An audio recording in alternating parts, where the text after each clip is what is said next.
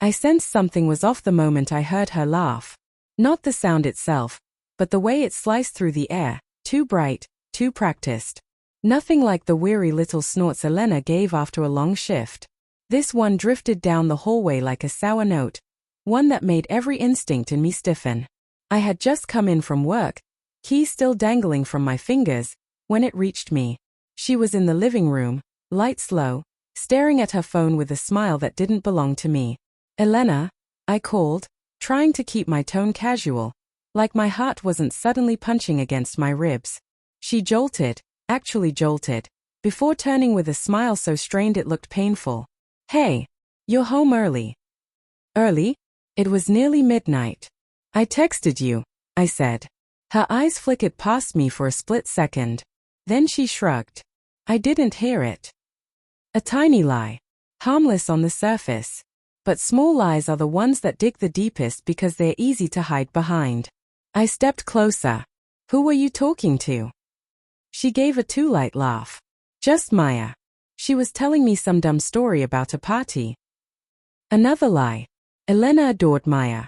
She always said her name with affection, like it tasted sweet. This sounded like she'd grabbed the first name she could think of and prayed I'd buy it. "Right," I said, the edge in my voice impossible to hide. She swallowed. "Do you want something to eat?" "No. I want to know what's going on." Her smile fell away. For 1 second I saw her real expression. Tired, guilty, afraid. Then she turned and walked into the kitchen. "Nothing's going on, Daniel. You're imagining things." I followed. "That's not an answer." She slammed a cabinet shut. "Am I not allowed to talk to my friends?" It wasn't Maya. Her shoulders tightened. Her hands trembled on the countertop.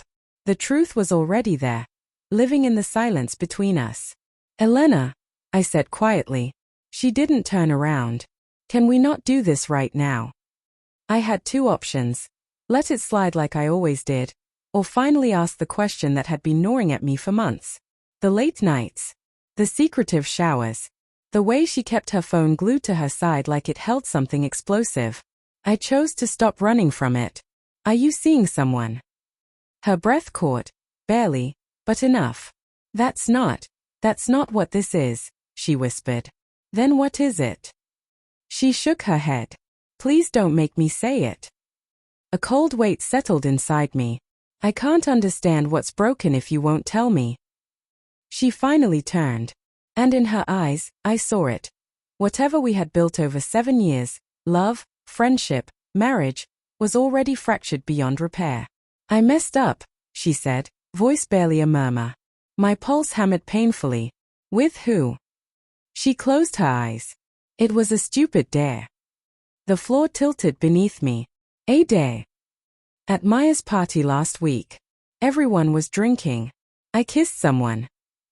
Everything narrowed to a single point. Her voice, my heartbeat, the crushing moment between us. "With who?"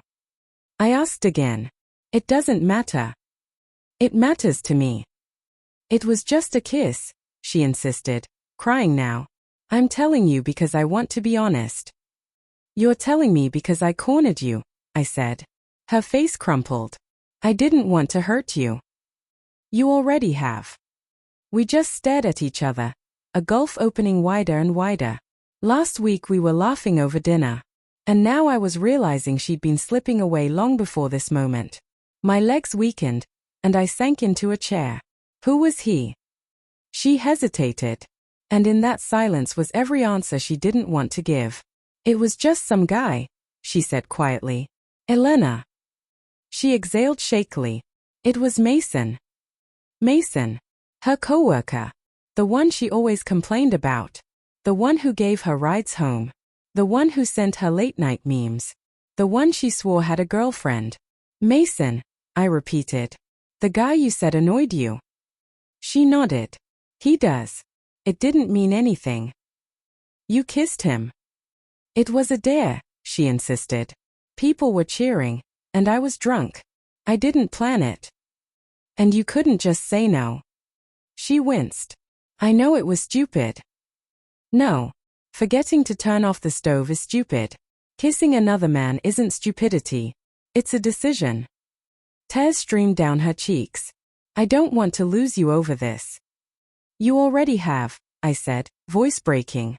She slid to the floor, sobbing into her hands. I watched but couldn't move. Couldn't soothe her. Couldn't even breathe properly. Then my phone buzzed in my pocket. 2 messages from Maya. Call me. Please talk to me before you make any choices, I said, stepping away from Elena as I dialed Maya. She picked up instantly. Daniel, what happened at that party? I demanded. Silence. Long enough for my chest to tighten. Maya. Daniel, it wasn't a dare. The floor might as well have tilted beneath me. She told you that? Maya asked slowly. That it was a dare. A shaky breath left her. She and Mason, they've been close. Too close. I tried to stop it, but what? Her hesitation was louder than words. It wasn't the first time, she finally admitted. My heart froze. No. I slid to the cold kitchen floor, phone pressed against my ear, listening to everything I thought I knew crumble. You're saying she's cheated before, I whispered. No response. Only a silence so heavy it hollowed me out. I hung up. The phone clattered to the floor, making Elena jump. What did she say? She asked softly. Tell me the truth, I said. My voice felt emptied out. No excuses. No stories. No lies. Her lips quivered. I'm sorry. Tell me. It wasn't the first time, she admitted, barely audible. My eyes burned, but the pain only sharpened. How long? A few months, she murmured. But it didn't mean anything. I swear. You think that helps? I snapped. Months, Elena. She crept closer, reaching for me. I pulled back like her touch was fire. I didn't mean for it to turn into anything, she sobbed. People don't accidentally fall into each other's arms, I said sharply. She covered her face, crying harder. I stood, because if I stayed another second, the pieces of me left might shatter. Daniel, she pleaded, scrambling up. Please, talk to me. I can't. My voice cracked. Where are you going? Anywhere you aren't. She grabbed my arm. I gently pulled free. I walked out without looking back, even as she called my name until her voice broke. I drove without direction, streets streaking by, headlights smearing into color. I felt like I'd stepped outside myself, watching someone else at the wheel. I only stopped when I realized I was by the river. The spot we used to visit on late-night drives when we were young and naive enough to believe love alone kept people loyal. I stayed there for hours, maybe, long enough for dawn to bleed into the sky. And in that pale light, one truth hit me with absolute force. I deserved more than being someone's backup plan. When I finally returned home, she was asleep on the couch, curled up, cheeks stained with dried tears. Her eyes opened when she heard me. Daniel, she whispered hoarsely. I sat opposite her, deliberately leaving distance. I'm filing for separation, I said quietly. She gasped, hands covering her mouth. Please, don't do this. I have to, I said, even as my voice shook. Because every time I look at you now, I feel like I'm drowning. She broke down, reaching for me. I stood. Goodbye, Elena. And this time, I walked away without looking back.